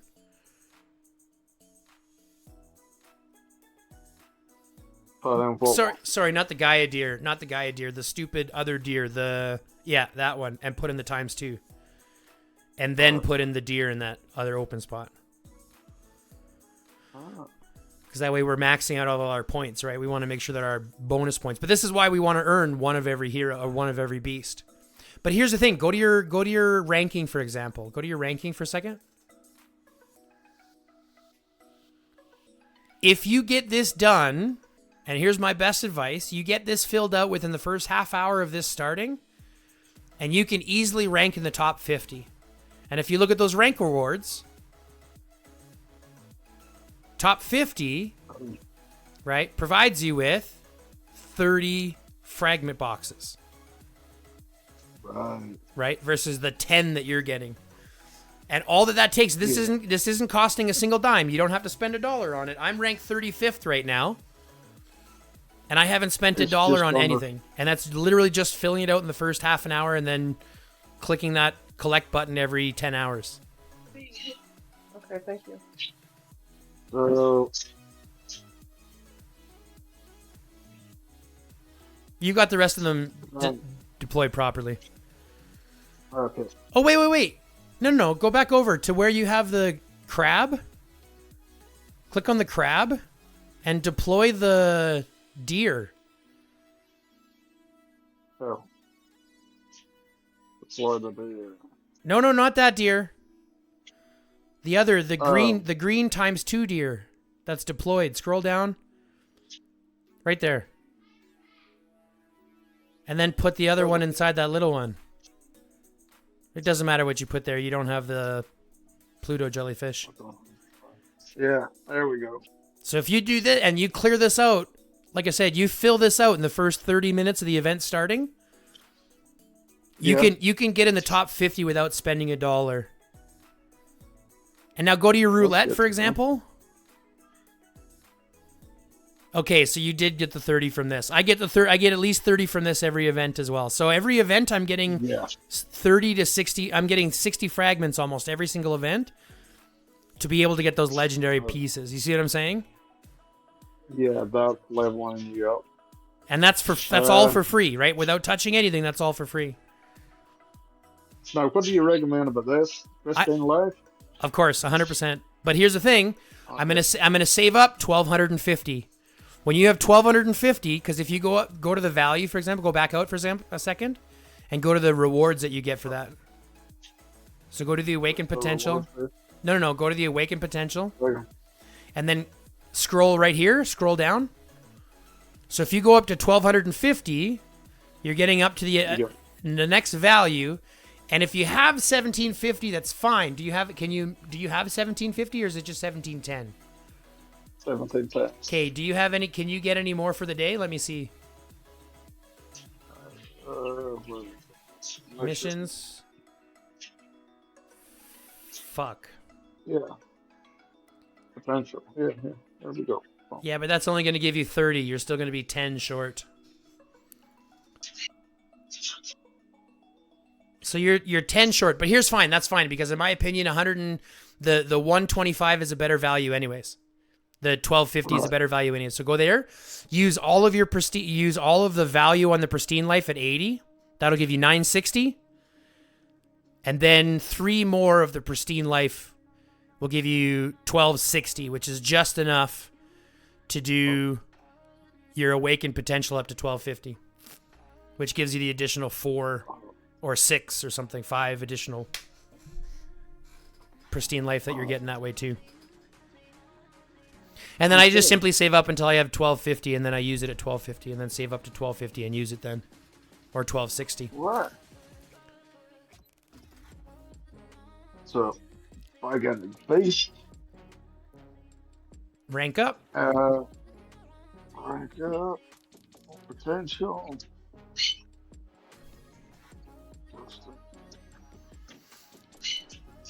Okay. Nice. You got More some more crit combo damage, combo. crit damage. And then the next one will be some combo and crit. Yeah. But this is just the top. This is just your main beast. So when you're looking at your next one, because we have them paired out. So let's look at our next set, which is going to be our Volcano Rhino and the Sabertooth. But let's look at his attributes first. Yeah. Right? Let's look at those attributes first. We've got nothing dumped into him. Right? So he's doing nothing to benefit his crit outside of the basic stuff that we're going to get. So we have a clean slate. So first off, let's go to his support beast. Oh. Let's go to see what this type. And let's give him chips first. Right. And the reason I suggest giving him chips first and not necessarily giving him the best ones that you can, just give him a good set so that we can start to build and we can choose more of a direct set on the other one. So you've got choice on this one. So maybe put the crit chip. Crit. You've got the crit chip. Crit. Yeah. I got crit. Crit. Crit. Crit. Perfect. Now let's go to stop. And now we've got some crit onto him now, right? So now we can either look at combo or counter. So now we ask ourselves, which one is going to be more efficient? Well, first, let's look at our chips, because I remember you have a couple of legendaries, or at least one more legendary for this guy. So let's see what that legendary is. So it's going to throw 150 counter on. So put that on, and you're going to have 160 counter right out the gate. Now, the problem is you're not going to be able to get a two-piece array out of it for bonus counter until you get another chip, but at least you now have some focus. Now let's go to his brain. And let's maybe look at, maybe we want to stack combo. Because we can still put 2 combo chips on, right? Yeah. We go on. I got my combo. So there we go. So now let's look at his, and make sure that we have a matching pair for your combo chips. So we can get the extra combo from it. So Now we get an extra 50 combo. Just put the other crit chip on, or the count. Yeah, you'll have to put that one on for now until you get the other legendary chip. Because once you get the legendary chip, you can stack that one. So now your second beast, look at its attributes. Now we've got a little bit of everything, right? Which was much better than the 0 that we had before. Indeed. And if you click escape here real quick, if you click back, if you click on support, whoop, go back. Oh, my bad. Click on support and click on chip array. You see where it says right next to attributes? So the chips that you're getting, the chip arrays that you're giving on your support beasts are also being activated here. So we've given the benefit of having that critical hit, right? So that benefit so now that's still working on your main beast as well. So when your main beast crits, you still get that piece array on your support beast as well. So you're kind of piggybacking those chips to give that support to your main beast. You see what I'm saying? Yeah. So that's why I always look at doing kind of the support beast first to see what we need to fill into. But that's going to give you your 2 basic lines. Now your next basic, or your third line, is this guy and your Pango. So let's go to let's check out your attributes first. Oh, my bad. We've got a fresh slate, so let's go to the Pango. And let's equip the Pango with chips. And let's see what we can give him for the set that we have left. Alright, we got it. So go with your combo then. And stack combo with this guy. If this is what it's going to be, that's fine.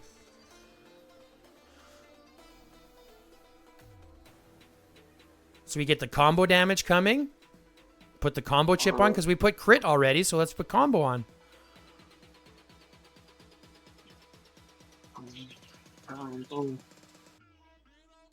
Combo. Perfect. So now we've got a full combo set on your Pangolin, which is going to be providing 50 combo to your leaders. And I'll go back to your leading hero, the Gale, or the Spore Deer. So now we got 75 combo coming to him.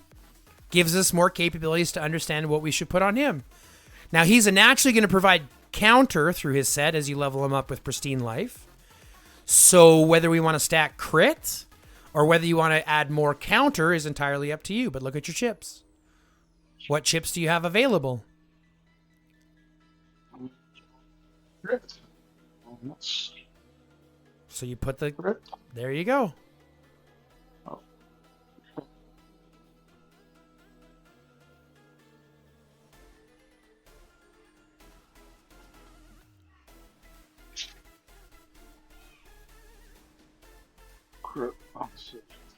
It's a little bit of a mixed bag, but that's okay. That's fine. Because remember, this is just part of your third march. This just gives you more focus. You can level that one up. Yeah. Right? So this just gives you some focus. Now you know that if you want, because you're already using your Gale Draco, But at your Gale Draco, once you level his chips up, or what have you, we can balance that around. So maybe now that you know that you're getting combo already from his chips, because that's all you have left, can we get anything out of your pangolin? Do you have the other chips for your pangolin? You can stack crit. Yeah. Because we've got counter on your other one, so stack crit instead.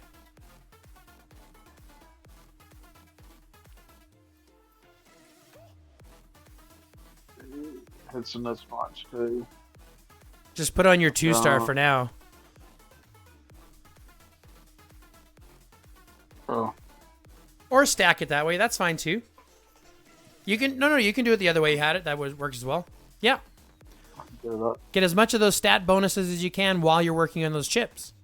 Totally fine. Yeah. But now you look at your attributes, and now we've got a little bit of mix of everything. 13, 24. Yeah. And then as those level up, right, as you're leveling up your chips, and here's what I suggest, because beasts will level up organically, you'll get new chips all the time. What I suggest doing every 3 months or something like that, disconnect all your beasts, disconnect all your chips, and just do it again. Look at however many marches you're running in the field, match those ones counter to their skills, right? Like match them, not counter to their skills, sorry, but match them counter to their caps, right? 1 with 6, 2 with 5, 3 with 4. And then look at your next your next 4 beasts, and then just quick equip whatever the best is. Because these 4 don't really matter. And these ones you'll get some blue.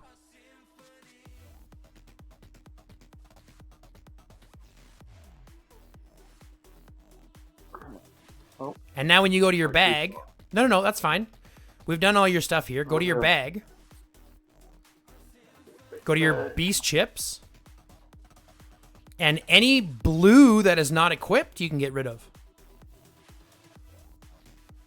Now those ones you'll have to unlock first. So you have to click the unlock and then dismantle. And then go through them, unfortunately, one at a time. It's a big fucking pain in my butt cheeks. But click the multiple button. Click the multiple button and you can do it up the top left. Yeah, and then you just have to click unlock and then tag it. Just make sure you click it again, yeah. And then I would simply keep all the purples that you get, right? Level up your purples as you get them. Work on one each, at least one of each set. And take some freedom. If you need a secondary set because you want to put combo on a secondary beast, but you already got your combo chips on your main beast, then work on a second chip. That's totally fine.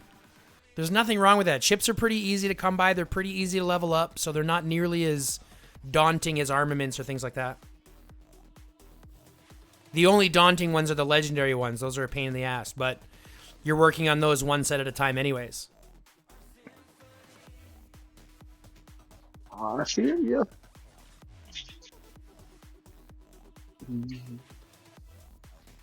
Yeah, those are all of the blues. Scroll up first. There might be some at the very, very top. Yeah, you got all the level 1s at the very, very top. Yeah.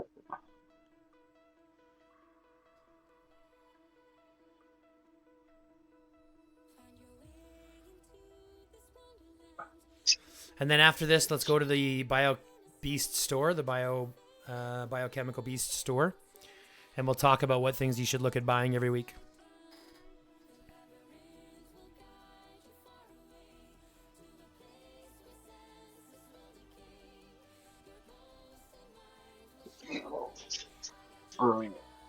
Yep.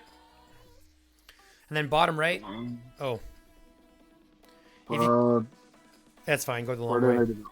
That's fine. Just go the long way. That's all right. Yeah, where is it? Beast store. God, man. Beast store. Okay, I'll give you a really easy way to get there. Click the dismantle button. Click on the bottom right. There's a Biochemical Beast store button. There we go. Okay, so here's where you're going to spend your chips or your dust. You're going to base it on first the chips that you want if you're working on a chip set for that beast. Or you're going to base it on the beast itself. The chips are worth more. They're a better value than the beast fragments are. Because chips are super valuable, but you only really want to work on one set. So if you're not working on a grass set right now, which you're not, I think you do have a grass set, don't you? Let's see. Or is it a physical set that you have? Go to your chips here. On your rally beast. Right, so this is where you're using your elites, your legendaries, you're working on a combo set. Yeah. Right? So if the physical comes around, you want to try to get your combo set chips for the other pieces so that you can get the full attributes, the full setups. And then like if you wanted to get the frags for your Gale Draco or your Hurricane Draco, you could because you have a Hurricane Draco that you're actively using. So getting 5 extra fragments for it's not a bad problem. You see what I'm saying? Based on what you're working on. So if you're actively using your Gale Draco to fight with and the fragments are up, then get them. You're not working on a legendary set for them yet. You're working on a legendary set for your male one first. For your main one first, sorry. So I did a credit card on this guy. So should I, or would it be okay buying the purples to level up the purples for my Gale Draco? Or I'm a personal, honestly, I believe wholeheartedly that the exchange rate is bad enough already. I wouldn't waste them on elite chip fragment boxes or elite chip choice boxes. Right. I would save them specifically for legendaries because legendary chip fragments are so much harder to come by. And the elite ones you'll end up getting a lot of chips for anyways, especially now that you're dismantling the blues and stuff. Okay, so do I want to buy anything here at the present minute in time, or do I want to look and see what I got? See if there are any. No, there's no quick upgrades to. So there's not the gold.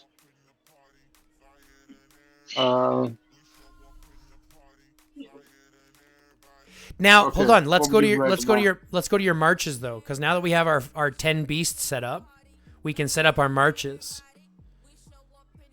Okay.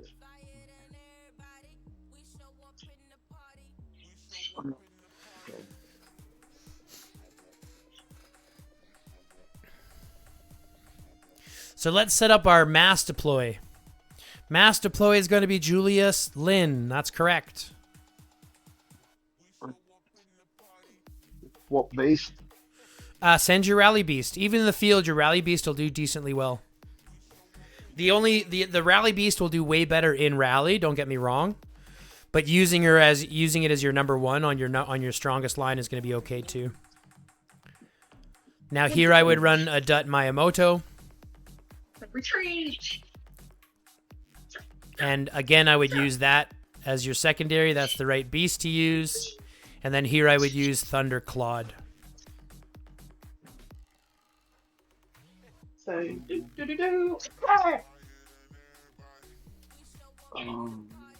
Shit. Nope, I'm good. And fuck. no, you're not good. That's okay. That's okay. Sign it. Yeah, we got to go one step at a time. I know, it's frustrating. But it's all pretty much going to be self-explanatory. It all should just put up for us. Yeah. Go have me drink my soda. Make sure you send, full troops, and then Thunder Claude.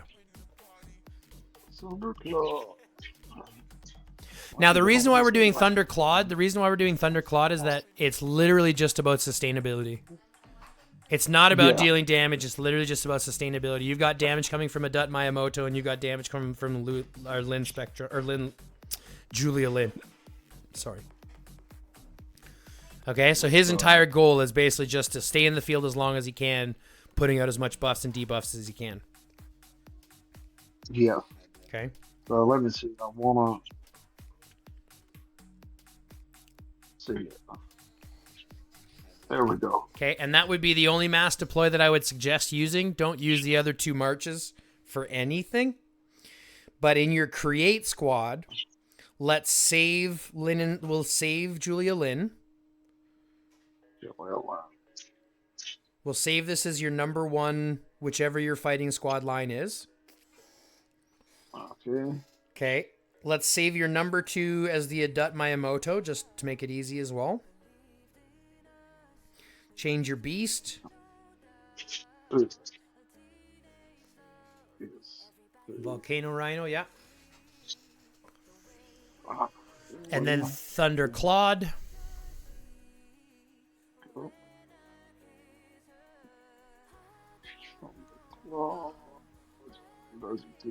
Yep.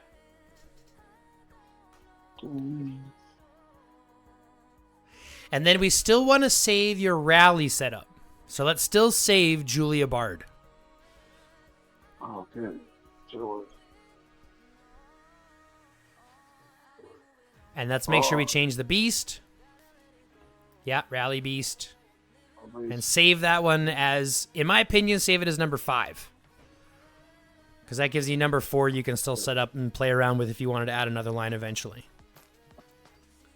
Right. Because here's the thing. When you're using Julia in the field, you'll be using the rally beast. If you're not using Julia in the field, you don't need the rally beast because you're going to be using her on rallies. You see what I'm saying? So they're going to be stuck together like glue, those 2. Okay, so then what I need to do is go into three.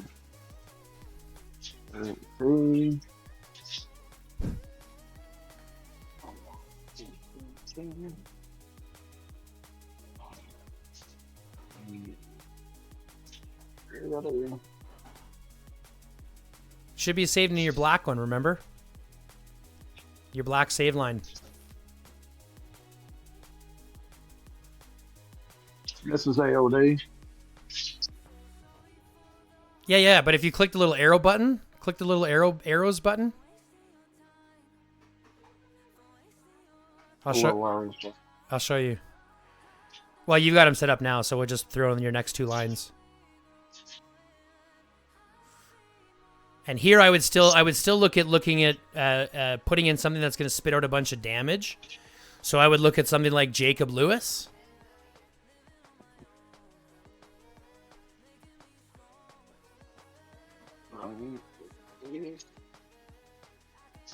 And then I would still look at another tanky line to put up front. So maybe a Rigaro Tom or a Rigaro Martin or something like that. You ready to eat? I'll get you some here in a minute. You want soup? And then we just work on our placement here. So let's put, we're going to put, let's put Jacob and Lewis. And then Thunder, Claude, move them back to the back line. Because we don't want Thunder and Claude to be targeted first. He's on a phone call. Right. But Jacob Lewis being targeted first isn't necessarily a problem. So I would look at something like that probably for your arena. Jacob and Claude are there for more of your like defensive stuff up front. And then you got your damage dealing and stuff all up in the back line. Kieran. Okay. So,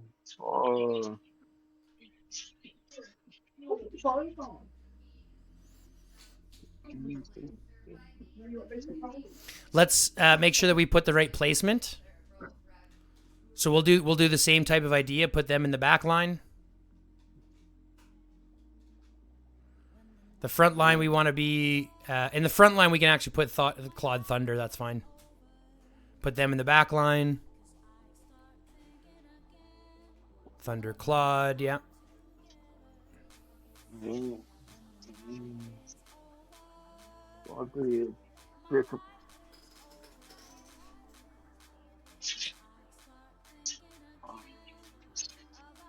So I also want to take a look because we're gonna justify one thing. I want to see. Yeah. I want you to, before you attack, I want you to back out for a second. So that's saved. I want you to back out real quick. I want you to back out, and I want you to take a look at Jacob and Lewis, for example, for a second. I want to see their skills, or their talents, sorry. No, his talents. Oh, talent. Yeah, I want to see his talents. Okay, and go to Lewis.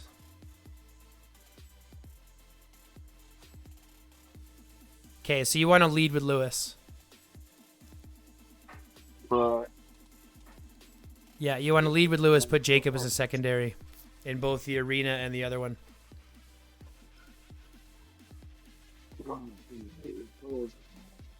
Oh, it doesn't feel right. It didn't save.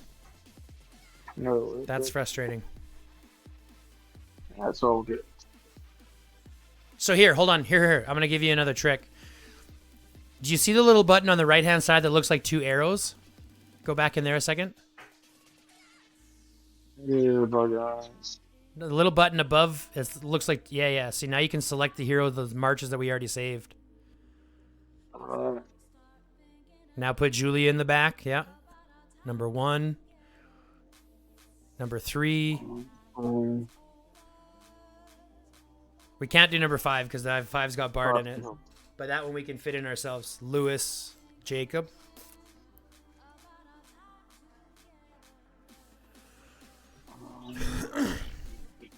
Ragaro Martin or Ragaro Tom or something like that. And then just make sure we have them in the right place. So let's put Ragaro Tom up front. Or Ragaro Martin up front. Yeah, that's about good. And then just challenge that so it'll be saved. Yeah.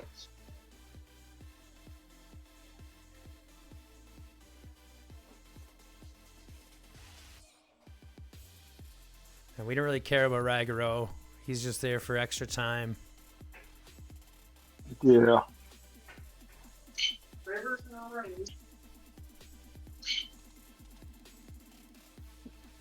Hello. Come on. Win. Yeah. There we go. Cool. Yeah. Right. So, Arena to Dune, you need to change as well, the arena. Just the one line, the Jacob, yeah, lead with Lewis.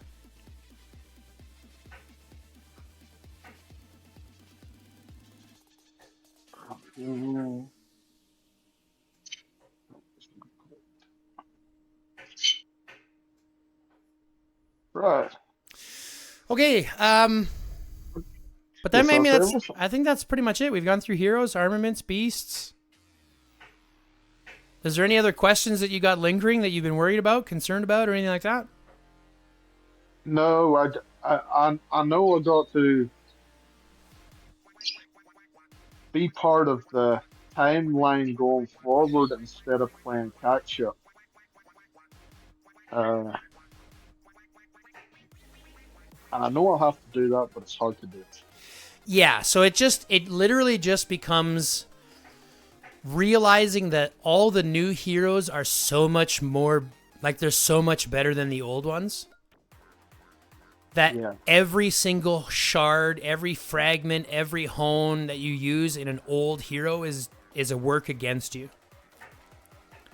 Yeah, so right. I think going forward, what I'll have to do is I'll save up. I don't think there's any point in me like picking, is it Elaine you call her? Eileen, sorry. Yeah, I don't think you have to put anything into infantry, so don't worry about Eileen or Badala, because I wouldn't concern yourself with them. I think I would be chasing the game again rather than being part of the timeline. You know what I mean? Yep, 100%. And so, like, I would look at dumping what you can into Ethan, because Ethan is still super valuable. Ethan and Sophie both. And then focus on the next wave and then save up enough for the next wave of ranged heroes when they drop in about 6 months. Yeah. So that's what I'm thinking. I'm thinking of saving up for. Yep. So yeah. That's what I would do too. That sounds good. I'll finish Bard, then get on to Ethan. Yeah. Sounds about right to me.